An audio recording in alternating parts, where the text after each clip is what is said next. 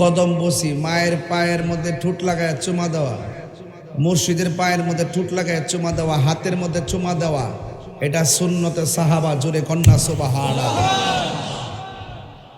আর আজকে আপনারা বুঝাইলো কি মাথা নোয়ান যাইতো না, মাথা নোয়াইলে শিরিকে যাবে, তাইলে যে কিতা করতে হইব, মাথাটা উঁচা করে এমনি সালাম করতে হইব,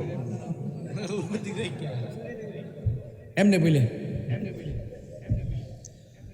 এটা কি শিষ্টাচার হইল? সৌন্দর্য হইল? আবার কি থাকো এমনি ফাউডা আলগি দাইন না করবা, মা দাঁড়ায় থাকবো, মারে ফাউ দিরা ওই মুর্শিদের ফাউ দিরা মাথার ফুতিলেন মুসাবো। তো এগুলো আপনাদেরকে বোকা বানাচ্ছে। কিন্তু আমাদের মতন তাহিরি জাহিরি বাতিনি যারা আছি, আমরা বুঝাইতে গেলে আবার জন্মগ্রহণ করতে হবে। মাঠু কি আসি না বাইকে গেছি গিয়া, চুরি করে আসি না উপেনে আছি। তো সুতরাং আমি আগেই কয়ে দিছি,